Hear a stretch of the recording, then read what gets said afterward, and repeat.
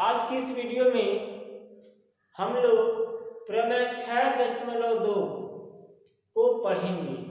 तो आइए शुरू करते हैं। प्रमेय 6.2 इसमें कह रहा है कि एक त्रिभुज है। मान लीजिए कि एक त्रिभुज है ABC।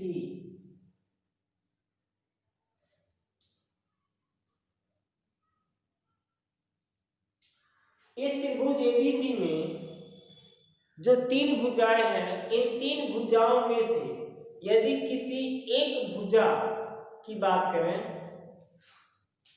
जैसे ABC को छोड़ देते हैं, BC को छोड़ देते हैं और कोई एक रेखा ऐसी खींची जाए जो बाकी दो भुजाओं को समानुपात में बांट दे।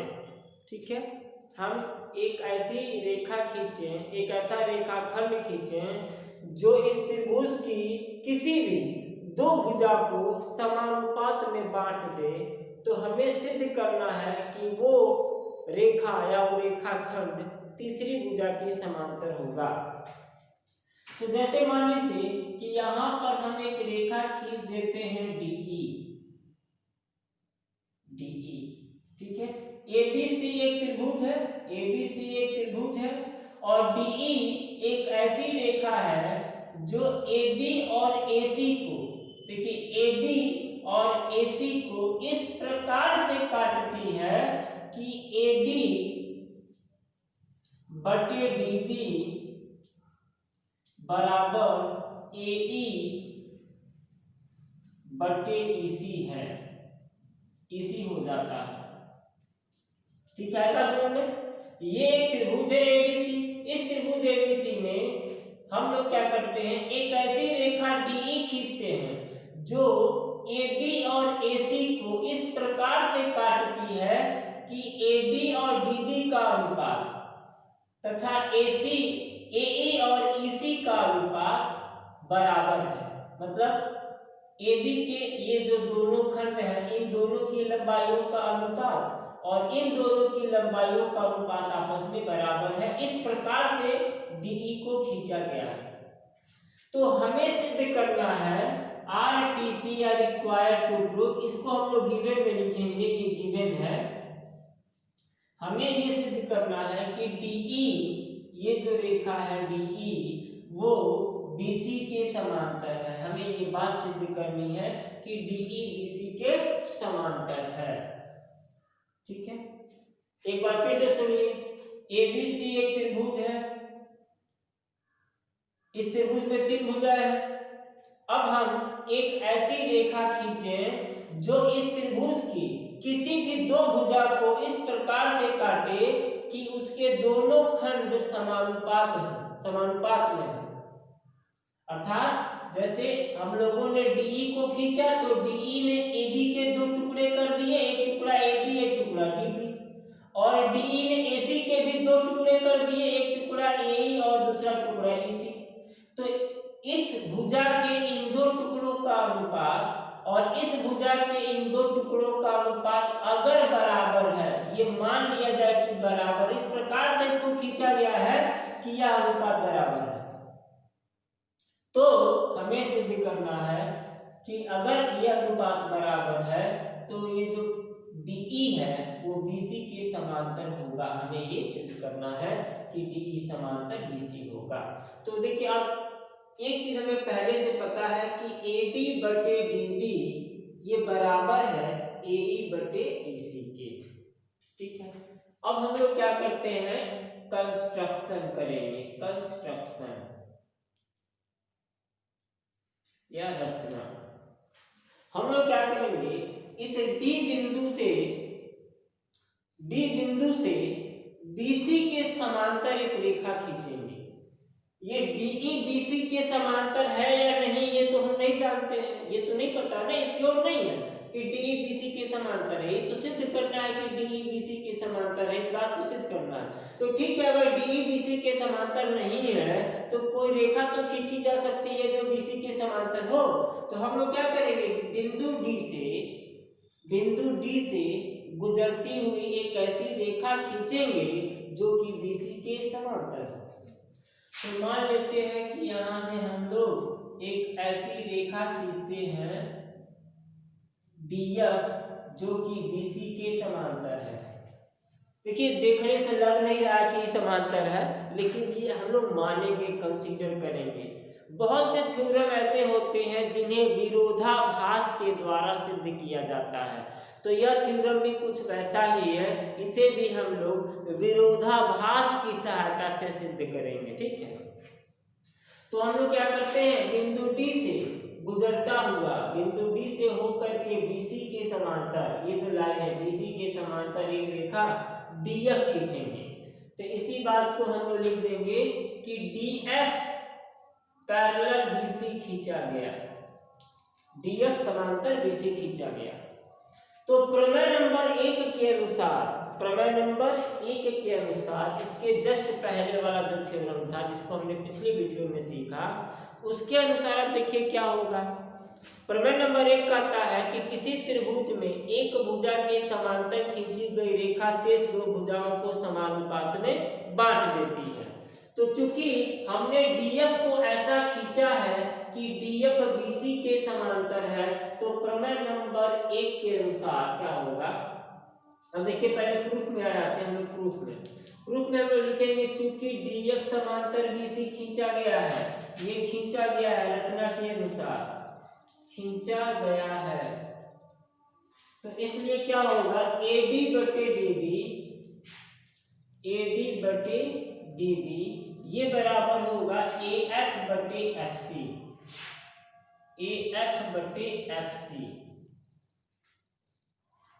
ठीक है। लेकिन प्रश्नानुसार हम लोग क्या जानते हैं, प्रश्नानुसार हमें तो ये पता है कि AD बटे DB बराबर है AE बटे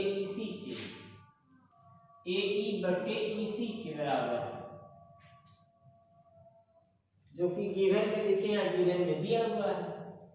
तो अब यहाँ पर क्या देखिए, एक बार हमने क्या देखा कि AD बटे DB AF बटे FC के बराबर है, और एक बार क्या देखा कि AD बटे DB AE बटे EC के बराबर है।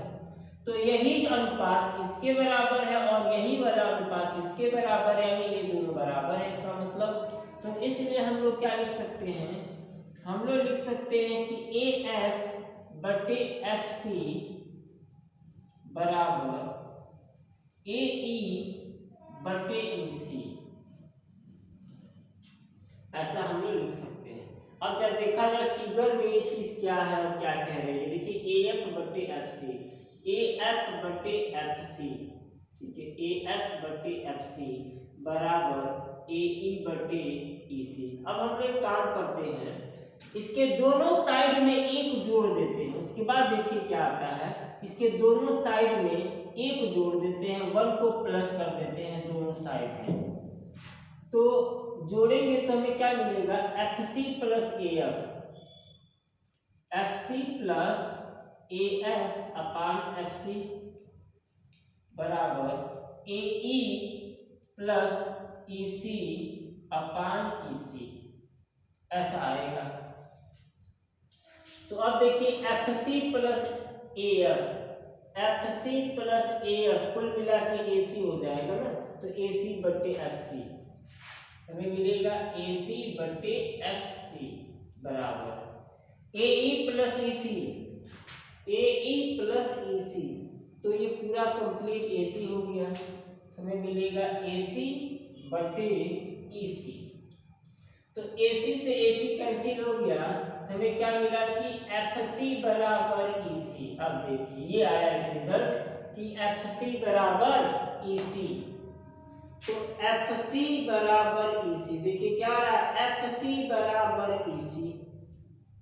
अब ये तो कोई भी चित्र देख करके बता सकता है कि ये संभव नहीं है, ये गलत आ गया, ये जो रिजल्ट आया वो गलत रिजल्ट आ गया क्योंकि दिख रहा है कि FC की लंबाई अधिक है और EC की लंबाई कम है।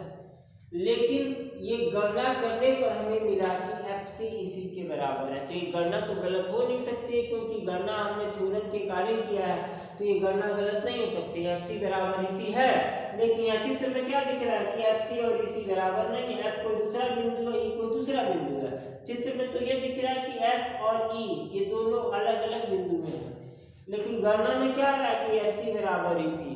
तो गणना की बात सही है या जो दिख रहा है वो बात सही है? गणना की बात सही है, ठीक है, गणना की बात सही है। इसका मतलब ये है, ये दोनों तभी संभव है जब बिंदु F और बिंदु E संपाती हो।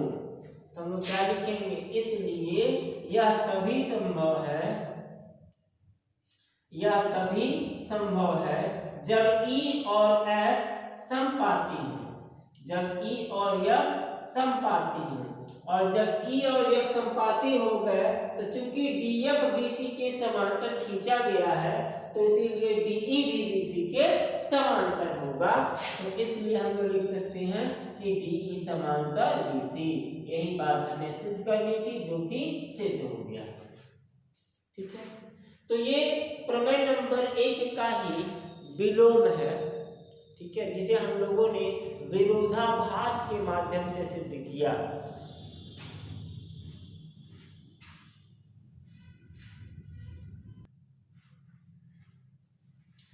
इसके बाद अब हम लोग प्रश्नावली 6.2 का ये पहला प्रश्न है, इसको हल करेंगे और देखेंगे किस प्रकार से प्रमेय नंबर 1 की सहायता से इसको हम लोग हल कर सकते हैं। तो देखिए यहाँ पर दिखा रहा है कि ABC एक त्रिभुज है, ये ABC एक त्रिभुज है और BC के समांतर यह एक रेखा खींची गई है, BC के समांतर, जो कि AB को D पर और AC को E पर प्रतिच्छेद करती है, ठीक है। AB को D पर और AC को E पर प्रतिच्छेद करती है। AD की लंबाई है 1.5 सेंटीमीटर और BD की लंबाई है 3 सेंटीमीटर। AE की लंबाई है 1 सेंटीमीटर और CE की लंबाई पता नहीं, ये हमें ज्ञात करना है, ये हमें बताना है। तो कैसे हम लोग बता सकते हैं? देखिए, हम लोग जानते हैं कि इन दोनों का अनुपात इन दोनों के अनुपात के बराबर होता है, ठीक है। तो इसका देखिए 1.5 गुना 3, इसका 2 गुना है, ये 1.5 गुना 3, 1.5 × 2 3 आएगा। तो इन दोनों का अनुपात, अगर हम एक काम करें, इसको x मानना है, इसको x मानना है, तो हम लोग लिख सकते हैं AD/DB बराबर AD/DB बराबर AE/EC। वैसे तो डायरेक्ट ये दिख रहा है कि 1.5 गुना 3, तो ये 2 होगा, लेकिन हम तो ऐसे भी हल कर सकते हैं। तो 1.5/3, AE की लंबाई 1 है, EC की लंबाई x है, तो ऐसे तिरछा गुणा करेंगे तो 1.5 × x बराबर 3 या x = 3/1.5। तो 1.5 से 3 को डिवाइड करेंगे तो 2 बार में जाएगा, तो x बराबर 2 सेंटीमीटर। तो देखिए इसकी लंबाई हो जाएगी 2 सेंटीमीटर। इसी प्रकार से यहाँ हम लोग देखते हैं, इसको x मान लेते हैं, तो और इसको अगर d माना जाए, इसको e माना जाए, ये b है, ये c है, तो x बटे में 7.2 = 1.8 × 5 डिवाइडेड बाई 5.4। तो ये बटा ये बराबर ये बटे ये अनुपात, ये बटे ये अनुपात और ये बटे ये अनुपात बराबर होगा। तो x बराबर हमें मिलेगा 18 × 72 बटे 54। तो 18 × 3 = 54 और 24 × 48 24 × 72 24, यानी कि 2.4 आएगा ये, क्योंकि 7.2 है, तो हमें मिलेगा x बराबर 2.4 सेंटीमीटर। तो इस प्रकार से बड़ा ही सरल क्वेश्चन होता है और इस पर बेस्ड क्वेश्चन हर साल लगभग 1 या 2 नंबर के क्वेश्चन जरूर पूछे जाते हैं। तो आप लोग इस एक्सरसाइज को प्रश्नावली 6.2 को घर में करने का प्रयास करें। बाकी शेष क्वेश्चंस को फिर अगले वीडियो में आपको बताया जाएगा।